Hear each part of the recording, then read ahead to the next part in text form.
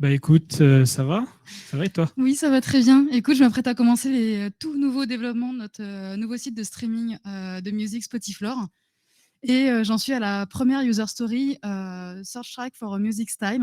Ok. Et j'avoue qu'en fait, j'ai pas mal de questions parce que pour moi, le scope est pas très clair. Je sais pas quoi tester, je sais pas par quoi commencer. Et globalement, je sais pas jusqu'où je dois aller dans l'implémentation de la user story. Ok, bah je te propose qu'on aille dans le détail de ta user story. Ok, donc rechercher des sons pour un style de musique donné. En tant que listener, c'est notre utilisateur standard. I want to search tracks according to a music style. Ok, il n'y a pas énormément de détails. Quelles sont les questions que tu te poses vis-à-vis de ça? Quelles vont être les règles de gestion? Et je sais qu'on a aussi une notion justement de musique en avant-première. Ok, ouais. Et ça apparaît pas du tout dans le ticket actuellement. Donc tu as besoin qu'on raffine un peu la user story. Ouais, parce que le scope est pas du tout clair. Je sais que ces jours-ci, on a fait justement une formation sur le Behavior Driven Development et je me disais qu'on pourrait peut-être en profiter pour essayer de l'appliquer sur notre cas. Ouais, donc ouais, c'est une bonne idée. Je pense qu'on pourrait utiliser un example mapping pour affiner la user story et mettre en lumière notamment les business rules qui s'y appliquent. Je te propose qu'on attaque ce qu'on appelle la phase de découverte, qui est par un atelier d'example mapping. Donc tu vas voir, c'est assez simple. On va commencer par on va avoir 4 couleurs de post-it et on va commencer par écrire la user story. Ouais. Là, on voit bien. Tac. Source tracks for a music style. Et puis, on va lister toutes les business rules qui s'y appliquent avec des post-it bleus. Donc, les business rules qu'on connaît. Le truc le plus évident, c'est le fait que quand un utilisateur demande un style de musique, les sons qui sont remontés correspondent au style de musique qui est demandé. Oui. Et on a aussi justement la notion donc, de preview, de musique en avant-première. Donc, c'est-à-dire que ce seraient des musiques qui seraient accessibles pour un utilisateur premium, par exemple. Ouais, effectivement. C'est-à-dire qu'on a des accords avec des maisons de disques qui nous permettent d'avoir des sons avant qu'ils sortent dans l'industrie. Ouais. Et on va réserver ça à nos utilisateurs premium. D'accord. Alors, est-ce qu'on peut voir quelques exemples pour clarifier déjà la première règle de gestion? Bien sûr. Hop. Donc, ce qu'on peut faire, c'est que notamment, tu vois, il faut penser à tous les cas. Et on va utiliser un exemple de cas non passant. Ouais. Notamment ici, admettons qu'on ait dans notre librairie musicale, on est la 9e de Beethoven qui est du classique et Rising the Muse qui est du rock. Quand l'utilisateur recherche du funk, on n'est pas capable de lui en remonter puisqu'on n'en a pas. Donc on remonte une erreur. Ouais, c'est ça, un message qui dit qu'il n'y a pas de funk on n'a pas de funk à lui proposer. Ok. Donc ici, du coup, on va être dans le cas passant. Ça veut dire que si j'ai ma bibliothèque de musique qui contient des musiques de type classique, des musiques de type funk et des musiques de type rock, et que mon utilisateur recherche des musiques de type funk, on va lui remonter en fait dans sa liste de musiques les musiques de type funk uniquement. Effectivement. Alors par contre, du coup, j'ai une question suite à ça, parce que je sais qu'on a une notion justement de style de musique relié.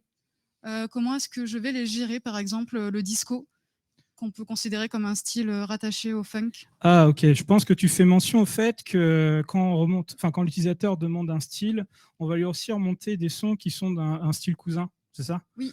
Je pense que là, il y a un petit peu de complexité à gérer. Il doit y avoir plusieurs cas un peu tordus. Donc, je te propose qu'au lieu d'utiliser des exemples pour ça, donc avec les tickets verts, on va plutôt dire que c'est une règle de gestion à part entière. Ok. Qui est que, en gros, cette règle de gestion, ce qu'elle dit, donc tu vois là, on répond à ta question en créant une règle de gestion qui est que les pistes qui sont retournées correspondent aussi au style qui est relié à ce qui est demandé. Ok. Donc on peut passer peut-être maintenant sur les musiques en avant-première, les previews. Effectivement. Donc là, on revient sur notre canon passant. Donc ça veut dire que si j'ai dans ma bibliothèque de musique uniquement des musiques en avant-première et que j'ai un utilisateur qui n'est pas du tout premium, qu'il cherche donc du coup des musiques de type funk, on va lui remonter donc du coup le fait qu'il n'y a pas de musique de type funk, et on va lui proposer donc de passer premium pour avoir accès aux musiques en avant-première. Exactement. Ok. Et du coup, le cas, on va dire, là, on a le cas où il n'y a vraiment rien dans le style qui demande. Enfin, on n'a que des previews dans le style qui demande. Mais admettons qu'on a des previews et des sons qui sont déjà réalisés, enfin qui sont déjà disponibles. L'utilisateur standard, dans ce cas-là, là, tu vois, tu as Uptown Funk de Bruno Mars, enfin, de Mark Ronson, qui est en preview, et September d'Earth and Fire qui ne l'est pas. Quand il recherche du funk, la seule chose qui remonte, enfin qui récupère dans sa tracklist, c'est September.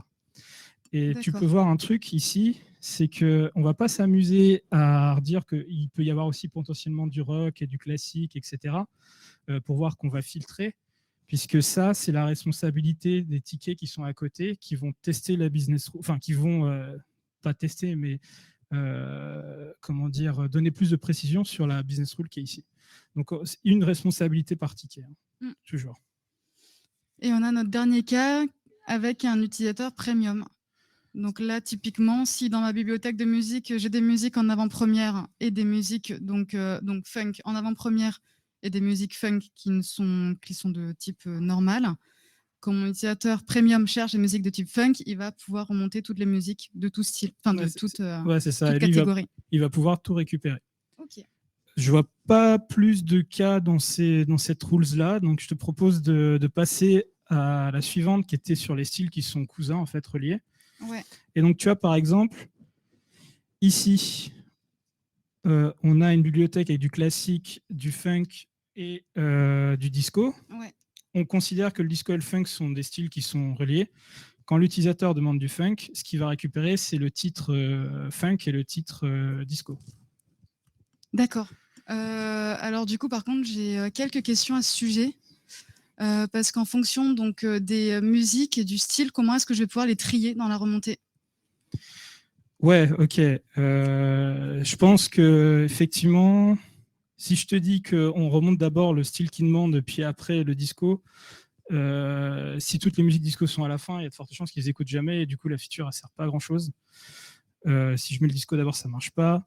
Je pense que là, il faut qu'on fasse des petites interviews utilisateurs, parce qu'ils nous ont dit qu'ils voulaient cette fonctionnalité-là, des styles reliés, mais je ne sais pas quoi te répondre sur comment ordonner en fait selon le style.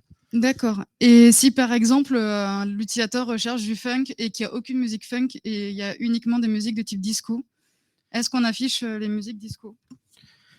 Ouais, parce que ce serait bizarre qu'il demande un style et que tous les titres qui sont remontés ne correspondent pas, juste parce que c'est un style relié.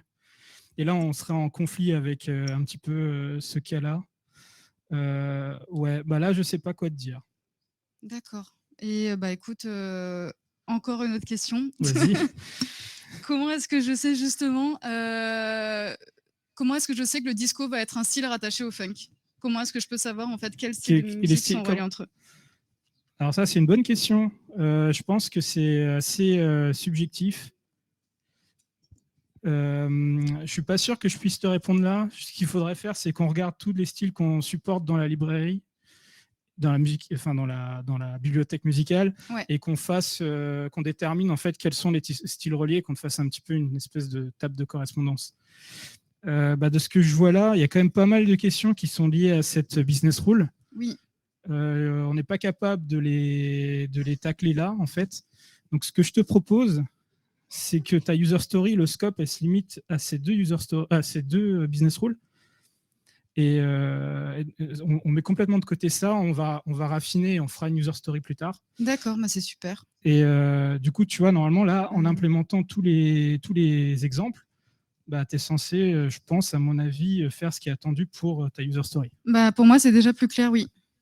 Ce que je dois implémenter est déjà plus clair. C'est cool. C'est super. Hop. Je ne sais pas de quel côté c'est. Donc, tu vois, c'est cool, un example mapping, si je retrouve ma zapette. C'est un petit atelier où on a besoin de 4 couleurs de post-it. Donc, on a la user story, on liste toutes les business rules qu'on a en tête. Puis on va les étayer par des exemples. Alors les exemples, ça sert à communiquer entre nous, à bien comprendre par l'exemple en fait ce qui est attendu de la business rule, parce que des fois il y a des choses qui sont un petit peu subtiles. Et au fur et à mesure, on peut avoir des questions, on va poser les questions en rouge. Le but, c'est d'essayer de les tacler en séance. Et si on peut pas, ben, on va les laisser. En fait, ça va être très émergent comme approche. Parce que, tu vois, en cours de route, on s'est rendu compte que les styloristes, c'était une business rule. C'est pas grave si on pense pas à tout d'abord. Il n'y a pas forcément besoin d'ultra préparer tout. À part être allé chercher le besoin auprès de l'utilisateur. Et ça nous permet de voir ce qui est à descoper en fait sur la story. Oui. Alors, ce qui est important, c'est aussi un exercice qui soit timeboxé à 20 minutes. D'expérience, on sait que si on dépasse ces 20 minutes par user story, c'est que la user story est trop grosse. Okay. Alors, donc, de ce que j'ai bien pu comprendre, donc l'exemple va donc du coup globalement divisé en 3 parties. On va avoir donc le contexte initial. Typiquement ici, on avait comme exemple notre bibliothèque de musique ou notre listener. On va avoir ensuite donc l'action qui va s'appliquer sur notre contexte initial. Par exemple, un utilisateur qui recherche des musiques de type funk. Et de cette action vont découler des effets attendus, la récupération donc du coup d'une liste de musique de type funk ou bien une remontée d'erreurs s'il n'y a pas de musique qui sont récupérées. Ouais, par exemple. Et en fait, tu vois, nos tickets verts, avec un contexte, une action et les effets attendus, c'est ce qu'on appelle les comportements de notre logiciel. Donc, en implémentant chacun des tickets verts, des exemples de tout à l'heure, en fait, on implémente les comportements du logiciel qui est censé être les comportements attendus de notre user story. Eh ben, on peut en profiter pour le spécifier, justement, essayer de spécifier les comportements de notre projet. C'est vrai que maintenant qu'on a tous nos tickets, là, on pourrait s'en servir pour faire de la spec et expliquer, en fait. On va pas pouvoir prendre un screenshot, et puis, une photo, et puis le filer comme ça à l'équipe pour qu'ils développent. Donc, on va plutôt rédiger du texte qui soit compréhensible par tout le monde. Et là, on attaque, du coup, la phase de formulation. Mais ce qu'on a oublié de dire, c'est qu'il y a des bonnes pratiques liées à la phase de découverte. Oui, c'est que globalement, il faut quand même que toutes les parties prenantes participent justement à ce type d'atelier, autant les personnes, donc les développeurs, que des personnes du métier, ce qui va permettre donc de déterminer les comportements et les scénarios. Et donc, les exemples vont permettre de faciliter la compréhension justement des règles de gestion et de ce qu'il va falloir implémenter. Effectivement. Alors, toutes les parties prenantes, c'est vraiment important. Ce n'est pas forcément les utilisateurs finaux. Ça va être les utilisateurs secondaires de l'application. Typiquement, on peut avoir aussi des UX qui ont besoin, comme effet attendu d'un comportement, de publier des métriques. Enfin, que des métriques soient publiées pour qu'eux puissent faire leur travail derrière. Les développeurs aussi, notamment pour du monitoring. Et c'est des choses qu'on oublie. Donc, il faut vraiment passer. Les parties prenantes, c'est toutes les personnes qui ont un intérêt en fait dans la fonctionnalité. Et il faut penser à tous les profils utilisateurs. C'est-à-dire que là, on a vu que notamment pour les previews, on change de type d'utilisateur pour la même, on va dire, feature. On a des comportements différents. Donc ça, il faut vraiment pas l'oublier.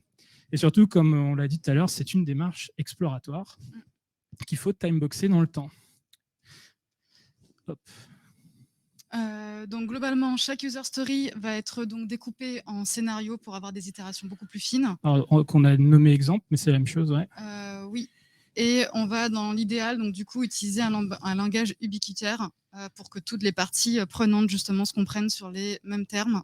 Alors, le langage ubiquitaire, c'est quelque chose qui vient du domaine Driven Design. C'est le fait qu'on va utiliser les mêmes mots pour parler des mêmes termes, enfin des mêmes concepts, et qui soient partagés entre le métier et la technique. Et une des choses importantes aussi, c'est de ne pas essayer de définir en fait justement tous les scénarios possibles d'un coup, parce que les fonctionnalités viennent au fur et à mesure, elles peuvent évoluer très vite. Et anticiper des scénarios sur plusieurs mois de fonctionnalités risque d'être une grosse perte de temps et surtout que ça peut changer très rapidement. Ouais, du coup, il faut découper que ce qu'on est sur le point d'implémenter. Oui. Très bien. Et du coup, maintenant, on va pouvoir passer à la phase de formulation et de transformer nos tickets en spec. Voilà. Donc, je vais partir de ce ticket-là. Donc, notre exemple du cas nominal d'un utilisateur standard. Donc, tu l'as dit tout à l'heure, en fait, on a notre contexte dans lequel on définit le contenu de notre librairie musicale. bibliothèque musicale. On a l'utilisateur qui recherche du funk. Donc ça, c'est l'action. Et dans les effets attendus, c'est qu'on lui remonte que les titres qui sont du funk. Et ça, en fait, on va le reformuler textuellement avec un langage naturel qu'on appelle le Given Wenzen, aussi improprement nommé Gherkin, parce que ça, c'est lié à une techno plus au formalisme qu'on va voir aujourd'hui. Donc, on prend le contexte, on va le formuler dans un Given, on prend l'action utilisateur, on le formule dans un When, on prend les effets attendus, on les formule dans des Zen. Et pour te montrer ce que ça va donner, là, je te propose qu'on écrive textuellement en fait l'équivalent de ce scénario dans un fichier qu'on va mettre dans notre repository. C'est parti. Hop. Ouais. Hop, tiens. Merci. Hop. Alors, donc, je sais plus comment je fais pour afficher les. Donc en fait, on va écrire un fichier feature qui est nommé après le nom de notre user story, là, search for music tracks. Et c'est là où ça devient funky parce que je vais devoir écrire et porter le micro. Merci. Donc en fait, c'est un fichier texte qui a une nomenclature. Voilà. Notamment là, on va définir de quelle feature on parle, notamment c'est le nom de la user story. Oui. Donc on va rechercher musique pour un style de musique. For music. Et dans ce feature file, donc on va pouvoir mettre plusieurs scénarios. Qui correspondent du coup à nos exemples. Ouais. Donc on a notre premier scénario. Donc le premier scénario, c'est donc un utilisateur qui va rechercher donc du coup les musiques d'un style précis. Donc request, donc il va. Music style. Je fais la traduction à la volée. Donc il va rechercher des musiques pour un style qui correspond, enfin qui existe en fait à notre musique librairie musicale. Oui, voilà. Music library. C'est bon, ok. Et donc là, on va commencer par définir notre contexte initial. C'est ça. Donc ça, comme je l'ai dit, on va écrire given et puis on va dire ce qu'il y a dans notre music library. Oui, donc là, on a justement une bibliothèque de musique qui contient des musiques de type classique, funk et rock. Donc, okay. Composed of. Donc il y a du classique. Classique, funk and rock tracks. Voilà. Et puis après, c'est l'action utilisateur. Voilà. Donc là, c'est quand l'utilisateur va rechercher des musiques de type funk. Donc, request tracks for funk music style. C'est request tracks, tu m'as dit for tracks. Funk oui. music style. Alors, du coup, l'effet attendu ici est qu'il récupère justement les musiques. On est dans le cas nominal. Donc, en fait, ici, il va récupérer des musiques de type funk. D'accord. Donc, c'est get the funk tracks. Voilà. OK. Et là, tu vois qu'on n'a pas besoin d'être un développeur pour lire ça. Et n'importe qui, en fait, dans l'équipe est capable de comprendre ce qu'est censé faire le logiciel à partir de cette nomenclature. Oui. Il y a quelque chose qu'on a oublié, c'est qu'en fait, dans notre contexte initial, on a aussi le listener, en fait. Effectivement. C'est quelque chose d'important puisque il peut être premium, pas premium. En fonction de ça, les règles de gestion peuvent changer. Et les effets attendus peuvent changer. Donc, c'est important de le rajouter. Et donc là, on a deux given. Ouais, et c'est un peu difficile à lire, du coup, parce qu'on a given a listener, given the music library. Donc là, ce qu'on peut faire, c'est utiliser un end. C'est la même chose, en fait. C'est juste pour masquer un given, mais c'est pour que ce soit plus lisible. Là, on va lire given a listener and the music library is composed of blablabla, plutôt que given a listener, given a music library. Et ça marche aussi avec les then, c'est-à-dire qu'on peut avoir plusieurs effets attendus et on peut les chaîner avec des end.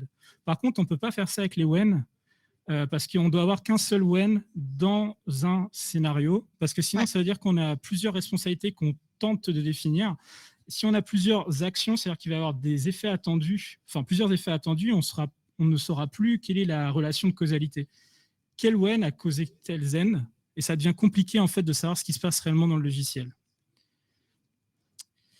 Un petit truc aussi, tu vois, si on repart sur l'exemple, on avait le détail des titres avec le nom du compositeur, etc., le style et tout. On l'a pas mis là, notamment parce que ça aide pas plus à la compréhension que ça. Donc, on a fait une petite abstraction de langage. On a juste dit, c'est composé de classiques, de funk et de rock. Ce qu'on a, c'est du funk. En fait, c'est utile de mettre le détail des exemples si et seulement si ça amène une compréhension supplémentaire. Sinon, là, on risque d'avoir, parce que cette écriture supporte des tableaux. Donc, on pourrait mettre un tableau là avec la liste des sons, des musiques, mais on va se perdre parce qu'on va se dire, bon, il y a du Beethoven, mais est-ce que c'est utile là dans notre exemple? Pas du tout. Mais on peut le faire hein, si on avait un besoin. Ouais. Donc, je pense qu'on prend les questions à la fin, si vous voulez. N'oubliez pas de les noter d'ailleurs, vos questions. Donc,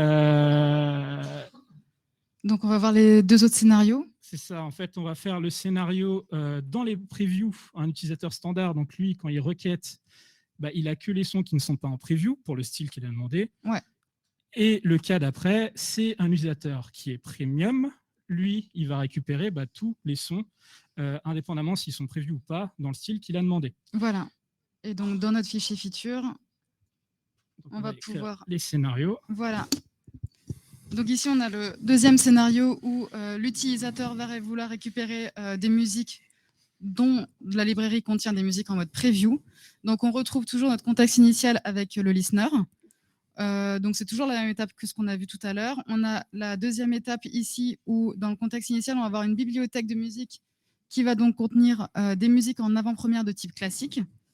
Et l'action, donc ici, va être que l'utilisateur va rechercher les musiques de type classique.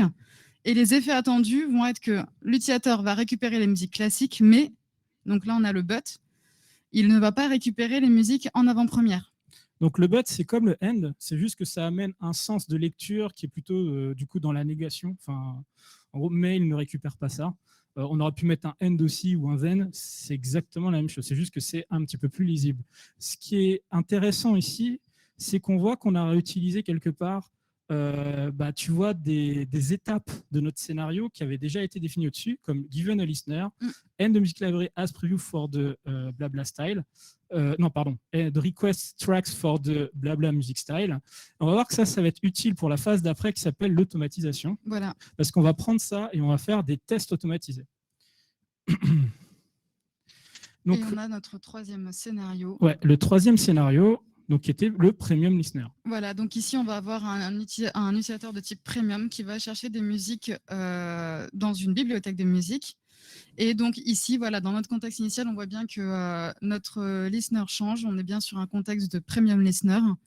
On a toujours donc notre bibliothèque de musique qui contient des musiques en avant-première.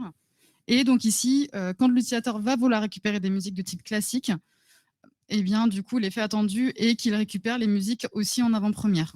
Et tu vois, ici, on ne s'amuse pas à dire qu'il y a aussi potentiellement du rock, il y a aussi potentiellement du funk. On se focalise une seule responsabilité. Là, ce qu'on veut vérifier, c'est qu'il a accès au preview, rien d'autre. Donc, on ne va pas s'amuser à polluer dans la lecture qu'il y a des informations secondaires dont on s'en fiche, quoi. Et une seule responsabilité, un seul focus par scénario. Et alors là, tu vois, on a utilisé un formalisme qui est celui le plus utilisé, qui est très hérité de Gherkin 4. Alors, pour l'histoire, Gherkin, c'est le nom de l'implémentation du Given When Then pour un outil d'automatisation qui s'appelle Cucumber pour le monde Java et JavaScript, qui est un petit peu la référence. Mais si vous utilisez du JBehave, vous avez un autre Given When Then. Dans la nouvelle version de Gherkin 6, alors je ne sais pas où il est, il est là. Il est là. Voilà, tac. En fait, dans la nouvelle version, on se mappe beaucoup plus sur l'example mapping. C'est-à-dire qu'on a le mot-clé rule, donc on peut spécifier toutes les rules et les scénarios là, c'est renommé exemple comme dans l'example mapping et on va pouvoir grouper en fait les scénarios par rule. Mais ça, c'est quelque chose qu'on ne va pas pouvoir utiliser là parce que la librairie d'automatisation que nous on utilise, elle ne supporte pas encore Gherkin 6. Elle est en version 4. Elle est en version 4. Voilà. Ok. Donc, voilà. Donc, une chose importante, c'est de toujours préciser le type d'utilisateur dans le contexte initial, parce qu'on a bien vu ici la distinction entre un utilisateur premium et non premium. Les effets attendus vont changer ensuite. et également en fait d'utiliser toujours un seul événement when. Et le corollaire de ça, c'est que du coup, on ne peut pas avoir de zen avec des actions utilisateurs. Parce que si on a une action utilisateur dans un zen, c'est-à-dire que c'est un effet attendu, ce qui est bizarre, et qui lui-même va créer des effets attendus, et on revient sur le problème d'avoir plusieurs when et plusieurs responsabilités. Il est important de réutiliser au maximum en fait, les étapes existantes, parce que derrière, on va créer des tests automatisés à partir de cela. Voilà. Ça nous permet de recomposer et d'aller plus vite dans l'écriture des tests. Quelque chose qu'on n'a pas à spécifier, la personne qui écrit ce fichier feature, c'est le développeur. Ce n'est pas le product owner. Et c'est très important. Notamment parce que, on va le voir dans la phase d'après, ça va être assez compliqué de savoir ce qui existe déjà dans la librairie. Et le Given When Zen, c'est quelque chose qui a été inventé par les développeurs pour les développeurs. Ça ne veut pas dire que le PO ne participe pas, mais c'est important que ce soit écrit par les développeurs. Par contre, les scénarios, enfin l'example mapping, bien sûr, il est totalement drivé par des gens du métier. Du coup, maintenant, on peut peut-être passer à l'automatisation, justement, pour exécuter les scénarios. C'est ça. OK. Alors, donc, du coup, ici, le but, donc, ça va être d'utiliser tous les scénarios comme tests d'acceptation. Et pour ce faire, on va utiliser donc, une librairie donc, BDD. Dans l'univers Elixir, ça va être une librairie qui s'appelle Whitebread. Dans l'univers Java et JavaScript, ça va être donc Cucumber. Et sa librairie va nous permettre en fait, de générer un squelette de code qui va nous permettre ensuite d'implémenter des tests pour chacune des étapes, en fait, chacune des étapes des scénarios qu'on aura écrits dans notre point feature. Donc, en fait, la librairie va parser le fichier de scénario et va chercher le code à exécuter pour chacune des étapes. Petite démonstration, du coup. On va faire une petite démonstration là. OK. Donc, attends, Donc, ici, on avait écrit nos scénarios.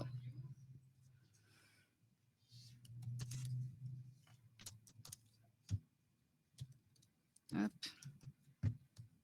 Donc là, oui. Donc là, en fait, je lance, j'exécute la librairie.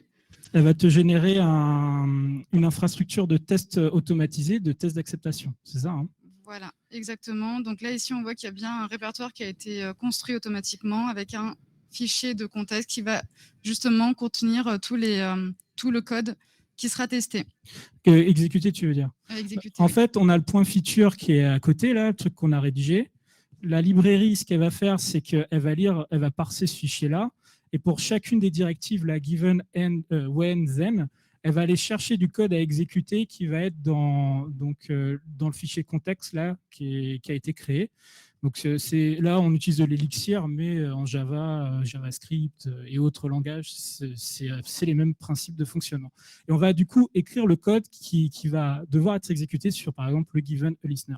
Voilà, donc on voit ici que la librairie a tenté d'exécuter les scénarios, ils sont tous en erreur.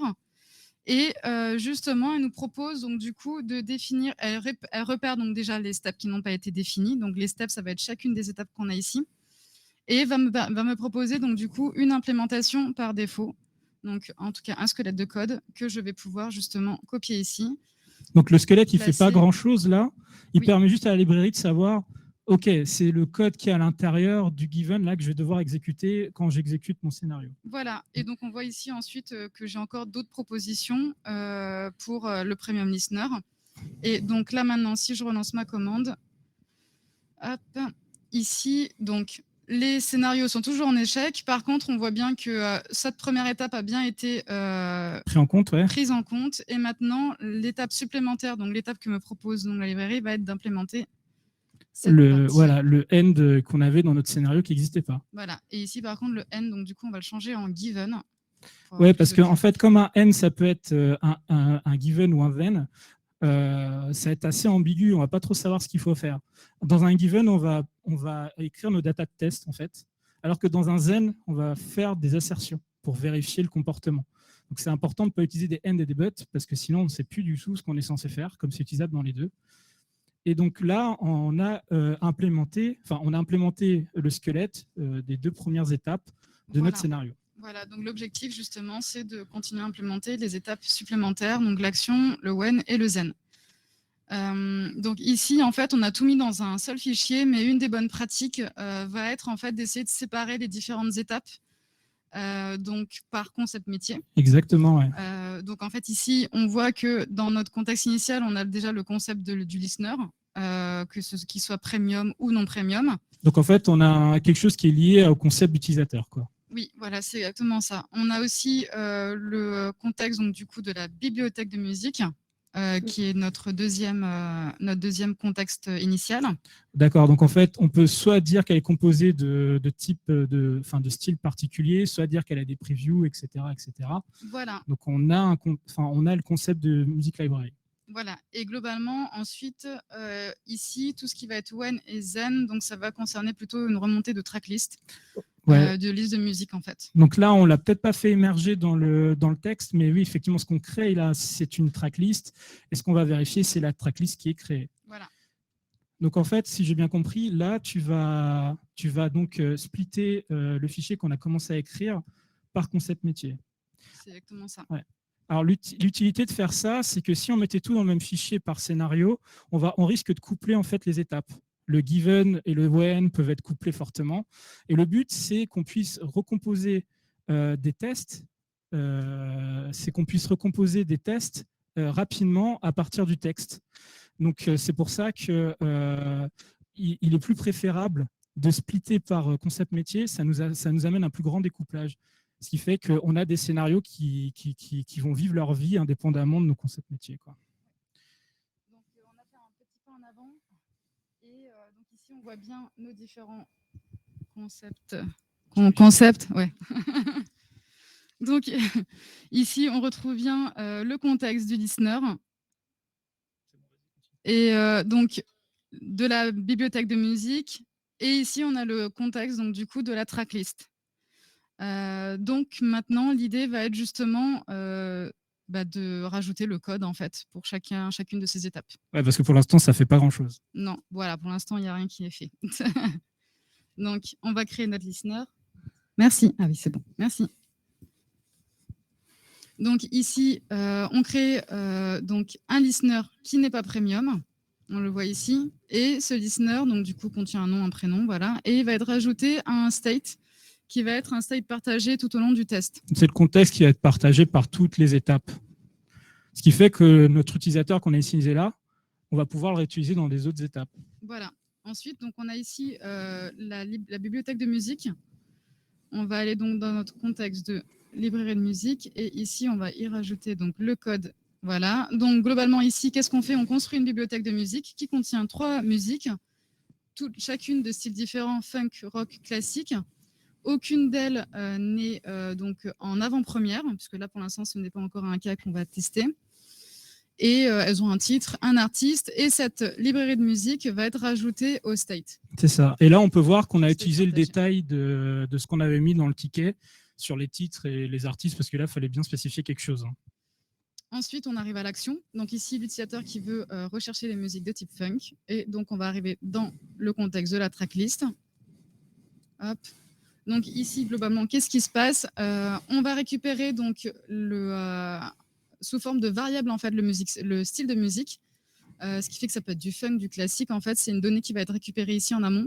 En fait, il va parser le texte du coup par cette expression régulière, ce qui fait qu'on peut réutiliser cette étape pour tous les styles qu'on veut sans avoir à la réécrire. Et voilà, du coup, en fait, on va appeler notre code métier. Donc ici, on va faire appel à musiclibrary.getTracksByMusicStyle. On va lui fournir le style de musique recherché. Et à partir de notre fameux state partagé, on va extraire le listener et on va le fournir en entrée de notre fonction. Donc ça, c'est bien le code de prod qu'on appelle, qui est la fonction principale de notre métier qu'on cherche à tester et qui va apporter le comportement de notre exemple. Voilà, donc à partir de là, on récupère une tracklist et cette tracklist est rajoutée à notre state partagé. Notamment parce qu'après, on va tester ce qu'il y a dedans. Exactement. Donc en fait, c'est la fonction du Zen qu'on retrouve donc du coup ici. On veut vérifier que notre listener va bien récupérer les bonnes musiques. Hop. Et donc ici, même concept. Ici, on va récupérer le style de musique sous forme de variable. Et on va récupérer donc la tracklist qui a été fournie juste auparavant dans le state. Et pour toutes les musiques, on va itérer sur chacune des musiques de la tracklist et on va vérifier que le style de musique correspond bien au style de musique recherché. Et donc, c'est là où on fait nos assertions. Donc maintenant, en fait, ce qu'on a fait là, c'est ce qu'on appelle de l'acceptance test-driven development. C'est qu'on a commencé par écrire un test d'acceptation. Ce qu'on fait, du coup, c'est qu'on va vérifier que le test ne passe pas. C'est exactement comme du TDD, Test-Driven Development. Donc là, on va exécuter le scénario et on va bien vérifier qu'il ne fonctionne pas puisqu'on n'a pas implémenté le code métier. Voilà, donc en fait, forcément, c'est en erreur. On voit bien ici, hop, les scénarios fail. Pourquoi? Parce que justement, on a bien ici justement le Zen qui fail. Enfin, en tout cas, le scénario du listener qui recherche en fait des musiques de type funk.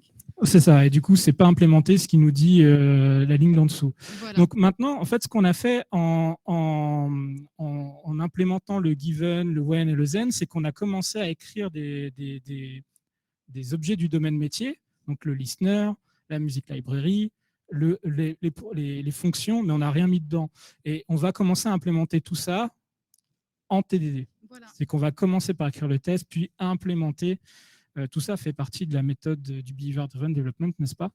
Donc, on va commencer par écrire les tests. Alors, normalement, en TDD, on écrit les tests un par un, mais là, pour aller plus vite, on les a tous écrits d'un coup. Donc, vas-y. Oui, donc voilà. Donc, du coup, les tests unitaires vont vraiment tester les cas à la marge. Par exemple, la nullité des données. Si je fournis un style de musique qui va être nul, il faut vraiment remonter des heures plus précises, techniques. Pareil, si le listener il est nul aussi en entrée de la fonction, donc c'est vraiment c'est les cas à la marge technique. Ouais. On ne va pas retester dans les tests unitaires en fait le comportement de la fonction qu'on veut tester, puisque le comportement, lui, il est porté par le test d'acceptation. Sinon, on va dupliquer les tests et ce n'est pas utile. Ici, on va vraiment se réserver sur en fait, les cas à la marge et les cas qui sont trop compliqués à tester en scénario. Donc ici, j'ai lancé les tests, on voit bien qu'ils sont en erreur, parce que forcément, on n'a pas encore écrit notre code métier. Donc maintenant, on va passer à l'écriture du code métier, qui va se faire très rapidement. Ici. Ah oui. Hop. Et donc ici, globalement, j'ai ma fonction donc, principale, qui va être ici. Donc c'est une fonction récursive. Globalement, elle va prendre en entrée donc, ma bibliothèque de musique. Donc chaque musique a un style de musique, comme on l'a vu précédemment. Et si le style de la musique correspond au style recherché, alors la musique va être ajoutée à la liste de musique. OK. Remontée. Donc là, si je relance mes tests. Alors normalement, on implémente un test, on écrit un test unitaire, on implémente que ce qu'il faut pour faire passer le test et on incrémente de test en test. Là, pour aller plus vite, on les a tous faits pour la démonstration, mais normalement, c'est très itératif, il ne faut pas le faire comme ça. Donc là, maintenant, on a estimé qu'on a fait tous nos tests unitaires qui passent tous. Ouais. Grâce au test unitaire, en fait, on a implémenté tout le contenu de notre code métier. Donc normalement, maintenant, si tu exécutes le scénario, voilà, donc les tests unitaires passent. Et maintenant, si on exécute le scénario, on voit que les scénarios passent, c'est OK. On voit bien que du coup, les features fonctionnent. Enfin, les features passent. Du coup, ce qu'on a fait, c'est qu'on a écrit un test d'acceptation qui va driver en fait le développement de notre feature par des boucles de TDD jusqu'à ce on fait des boucles jusqu'à implémenter ce qui était défini dans le test d'acceptation. Oui. Et c'est ce qu'on appelle la double boucle et qu'on verra après. Donc, en fait, tu vois, pour définir ce qu'on a fait, c'est qu'on a défini les comportements et dans la phase d'automatisation, ce qu'on voulait, c'était d'automatiser des tests et dans nos tests, on voulait valider les comportements. Et valider un comportement, c'est de bien faire attention que les effets attendus se sont passés. Et les effets attendus, c'est ce qu'on appelle aussi les critères d'acceptation ou critères d'acceptance. Les QA connaissent ça, normalement. Donc, et c'est exactement ce qu'on va tester dans les Zen. Donc, la double boucle, c'est un peu ce qu'on vient de faire. C'est qu'on écrit d'abord le test d'acceptation qui va ensuite du given. On va implémenter par le code le given when then. On n'écrit pas le code métier. On fait en sorte, on vérifie que le test ne passe pas et ensuite pour le faire passer, sur tous les concepts qu'on a fait émerger, on va faire du TDD jusqu'à ce que le test d'acceptation passe. C'est ce qu'on appelle la double boucle. En fait, il faut savoir que Dan North, quand il a créé le Behavior Driven Development, il a voulu corriger les problèmes du TDD. C'est-à-dire qu'on ne savait pas par où commencer. le test d'acceptation et la réponse selon lui. Et, oui, voilà, du coup, ce qui est super aussi, c'est qu'on peut justement exposer donc, tous ces scénarios qu'on a écrits sous forme de documentation vivante. Et je vais vous montrer rapidement, en fait, la librairie peut générer des fichiers soit sous format JSON ou format HTML, qui vont montrer en fait en direct l'état en fait de chacun des tests d'acceptation et donc du coup des scénarios. Ce qui fait qu'en fait ça fournit une documentation comme ça. Donc là c'est très succinct. Il y a des outils comme Pickles qui peuvent rentrer vraiment dans les détails de chacune des étapes et voir tout en détail. Et en fait c'est une documentation qu'on peut fournir même à des personnes des développeurs qui vont rentrer sur un projet par exemple. Au lieu de chercher dans le code, de comprendre comment ça se passe, ils peuvent utiliser ce type de support pour comprendre très rapidement globalement toutes les règles de gestion et tout ce qui est implémenté dans le projet. Et bien sûr, la ligne devient rouge si le test ne passe pas, et ça, c'est intégrable dans une CI/CD. Voilà. Et donc, pour finir, le Behavior Driven Development, c'est quelque chose qui est découpé en trois étapes. Donc, la découverte, la formulation, l'automatisation. Le but, c'est de faire communiquer les gens ensemble. Ça répond à plusieurs questions qui étaient soulevées au début lors du stand-up. Qu'est-ce que le logiciel doit faire ? En fait, c'est les comportements. Un comportement, c'est le contexte plus action égale effet attendu. Par quoi commencer ? En fait, il faut faire le scénario le plus prioritaire et commencer par le test d'acceptation de ce scénario. Jusqu'où aller ? C'est tous les scénarios de la user story qui ont été retenus. Quand je dis scénario, comprenez aussi exemple, c'est la même chose. Qui ont été retenus lors d'example mapping, bien sûr. Et quoi tester ? Ce sont les critères d'acceptation. Et là, c'est cool parce que du coup, tu as implémenté le cas passant de ta user story et tu as su quoi tester. Voilà, c'est exactement. Maintenant, je sais quoi tester, quoi faire et pour moi, j'ai toutes mes réponses. Je te remercie. Merci, Julien. Et merci à vous. Alors, donc, du coup, je suis Aurore Jérémy, je suis développeuse Elixir chez Shodo. Et moi, je suis Julien Topsu, je suis coach technique chez Shodo, qui est une SCN parisienne et nantaise. Voilà. Et si vous scannez le QR code, vous avez accès à notre repository. Et il y a plein de liens, en fait, sur le BDD. Alors, je ne sais pas si on a le temps pour la question. Est-ce que vous avez des questions ? Oui.